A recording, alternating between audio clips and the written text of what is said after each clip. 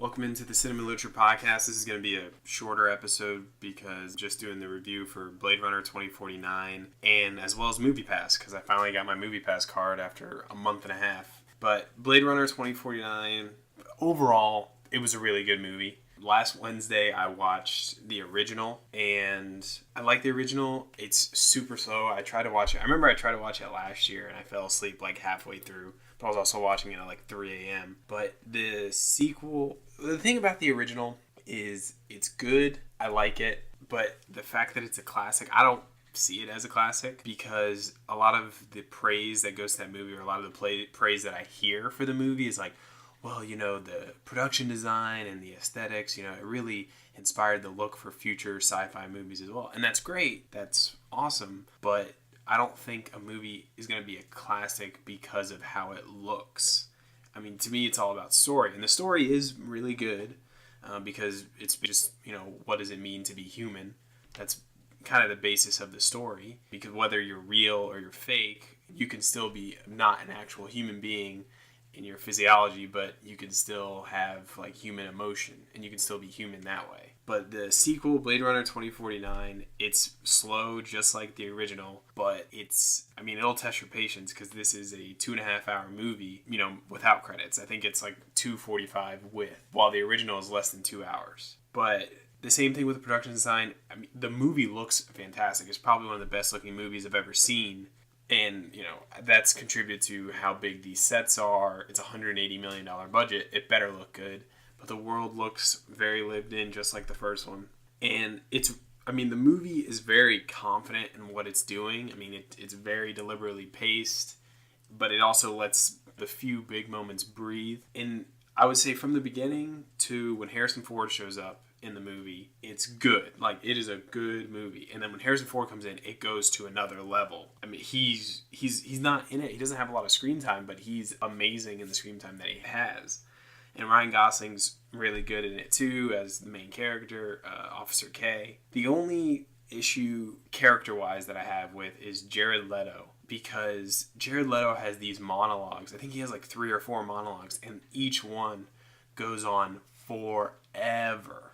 I mean, they go on way too long. And he's an interesting character because he's creating replicants, but and you know they're coming too. You know his monologues are coming because it's like, he'll like look away. His character's blind, but like he'll kind of look away from the person he's talking to and he'll look at the ground and he'll just start speaking about these philosophical ideas and da-da-da. And it's like, whoa, man, you could have really shortened those and the movie didn't have to be 2.5 hours. But back to the look of the movie, I think Roger Deakins, who is the director of photography or the cinematographer on the film, he's probably going to win his first. He's definitely going to get an Oscar nomination for this movie, but he'll probably win his first Oscar for this because literally every frame, you could just freeze it and you could just put that in an art gallery because it looks so good. I mean, there's a ton of color correction in the movie, which isn't surprising for a futuristic type of movie. But the director, Denis Villeneuve, he was on record. He basically said he signed on to do Blade Runner 2049 because he didn't want anyone else to mess up a sequel to Blade Runner. So I thought that was pretty interesting, and it definitely shows your confidence as a director. But I think last year's Arrival, the movie he directed last year, I think that's better. I think it's a better movie because it's 45 minutes shorter. Not because it's shorter. It's a lot tighter of a movie. There's not a lot of dead space in that movie. There's not a lot of fluff in that movie. He's very trim. Even though it's still slow in parts, that movie moves a lot faster than Blade Runner 2049. And with Blade Runner and Arrival, since he's dipped his toes into sci-fi and everything, he's gonna adapt Dune. He's already signed on to do Dune. And I'm really interested in what he's gonna do with that property, or if he's gonna do that as like a series, because he's probably one of the top 5 directors working today, and probably top 8. So, but having said all that about the movie, I definitely recommend go out and see the movie, even if, you know, you're one of these people where anything over 2 hours you're kind of against. It's different. It's something new. It's not anything like you'll ever see before. It's not even a lot like the first Blade Runner. It is different in a lot of ways. And, you know, you don't want to see the same generic sci-fi, the same generic superhero movies all the time. Like, definitely go see this movie because you're going to get something different. Even if you don't like it, you will experience a different kind of taste. But having said all that, financially, this movie did not have to cost 150 to 185 million. I think the budget is 185 million dollars, and then with tax rebates, it's 150. And reports say that the movie has to make $400 million in order to break even. And on an earlier episode, I remember saying I'd be shocked if it made anywhere near that much money, because this movie isn't made for mass audiences.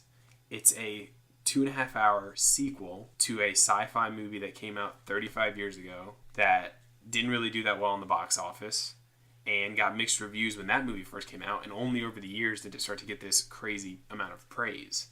So I just don't think the general audience is not going to be interested in the movie. And one of the production companies, Alcon Entertainment, made the Point Break remake a couple years ago, and that bombed, lost $100 million.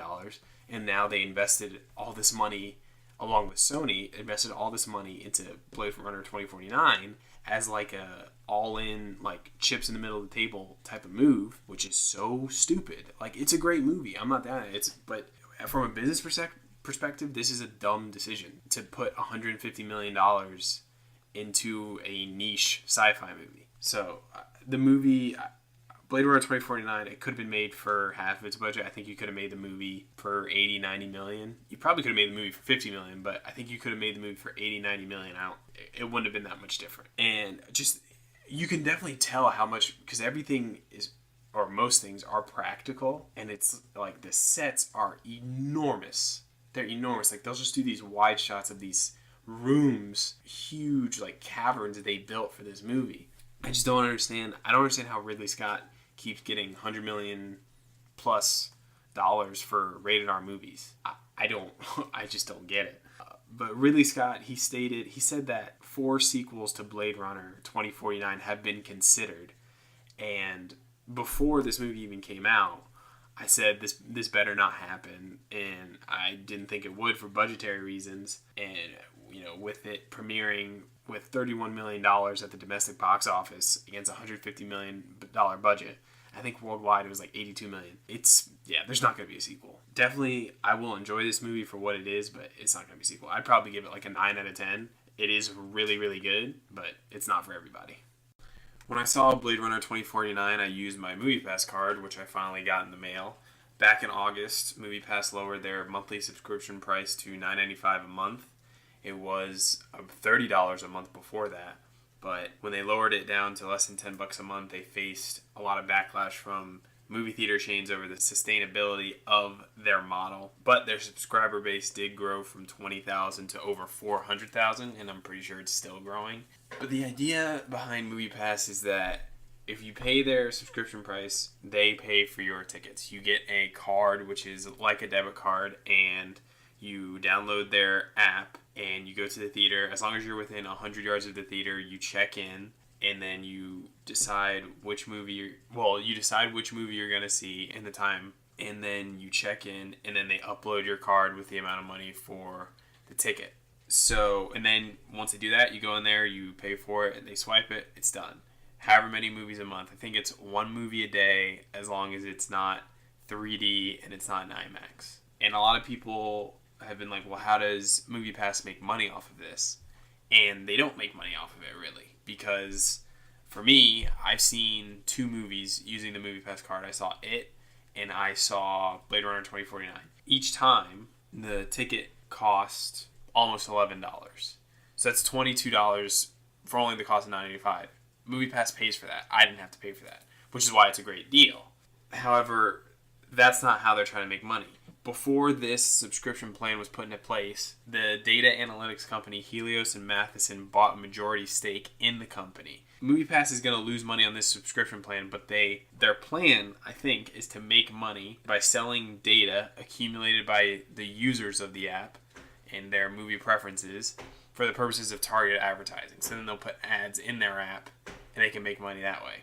I used it twice. For It, I used the kiosk, and then for Blade Runner, I actually went up to the counter, and both of them worked.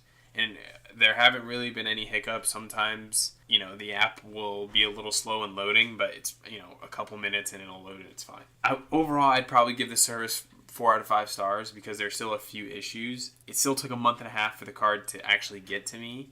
And one of the big problems with that is I don't have a problem with the card being that long if they tell you it's going to be that long. Like when I first ordered it, usually they say within 5 business days. But when I first ordered it, they said, hey, due to our large volume of subscriptions with our new deal, it won't be there for 3 weeks. They said it wasn't going to be there until September 8th to the 10th, or September 6th to the 10th. And I ordered it August 17th. So I'm like, okay, that's fine. They let me know ahead of time. Well, September 9th came, and I didn't receive any email that, my card had shipped. I didn't receive anything. So I emailed them, like, hey, what's the deal with my card? And I didn't get a response, or I would get an automated response. Because that's the thing, they don't have a customer service line. It's just a email address, which is one problem because they were getting tons of emails and they weren't responding. So that was a problem. And then on September 11th, this is past the date where I was supposed to get my card, I got an email from them saying, oh, hey, there's been a delay. It's going to be 2 to 3 weeks because, we didn't scale it enough. And it's like, well, then why did you put this plan out if you weren't prepared to scale it and give it to the people who order your card? That was a big problem for me. But, after that, then the emails came pretty frequent of what they were doing in order to remedy the problem. They let me know, when my card was shipped, when it was on its way, when it was coming, and all that. So it got better over time, but still, that's, it took 45 days to get here, or 42 days to get here. Even with those issues, this is still an incredible, incredible service for $9.95 a month, especially if you see multiple movies a month. I would only have to see one movie a month to get my money back with the theaters around me. It's $10.96 for me to go see a movie, and it only costs $9.85 a month. And a normal adult, because that's a student discount, a normal adult ticket's almost $12. So really, I'm saving money on my first ticket. And if you're seeing 2 to 3 movies a month on average, probably like I would normally be, then I'm getting a huge bang for my buck. So if I were you, I would definitely use Moviepass. There might be some bugs. I think the delivery problem has been corrected because I think they've actually scaled it enough to meet the demand so far. But if you can wait for your card and you can navigate the app, you'll be fine. That's one more issue, is the app is not perfect.